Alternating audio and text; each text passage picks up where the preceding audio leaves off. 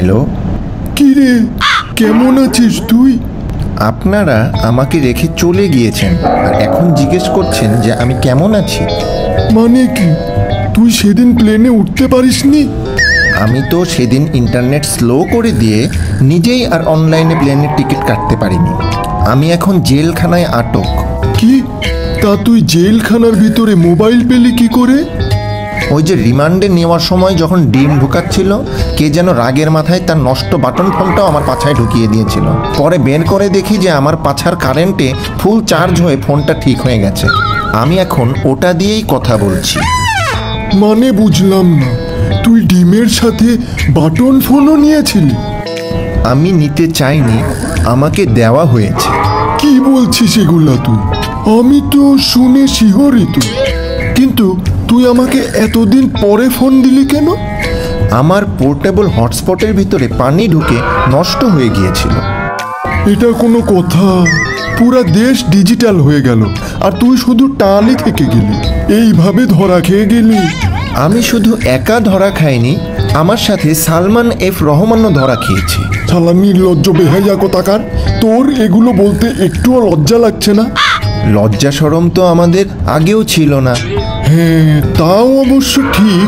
আচ্ছা, ভালো কথা, তোকে যে ইনফ্লুয়েন্সারদেরকে দিয়ে ক্যাম্পেইন চালানোর জন্য টাকা দিলাম, সেগুলো কোনো কাজে আসেনি? আরে সাবস্ক্রাইবার বেশি ছিল বলে তৌহিদ আফ্রিদিকে এই দায়িত্বটা দিয়েছিলাম।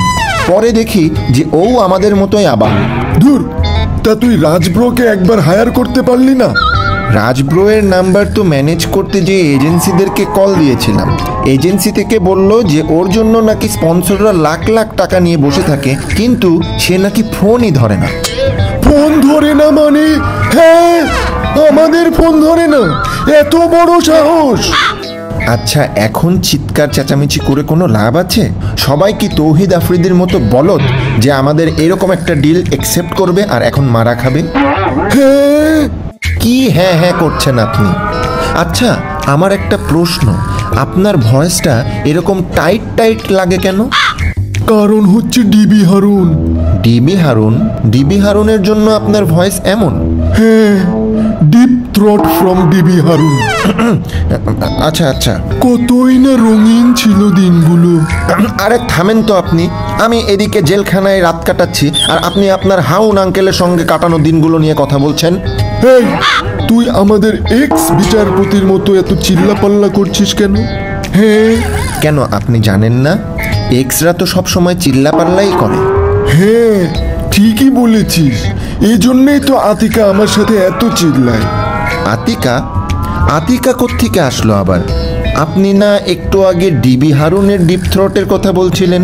আরে তুই বুঝবি না, বড় নেতাদের সব ধরনের মানুষের সাথে ওঠা বসা থাকে, তুই কি বুঝবি? তুই তো সামান্য একটা ইন্টারনেটের দায়িত্বই পালন করতে পারলি না। আচ্ছা, আমার অপরাধটা কি?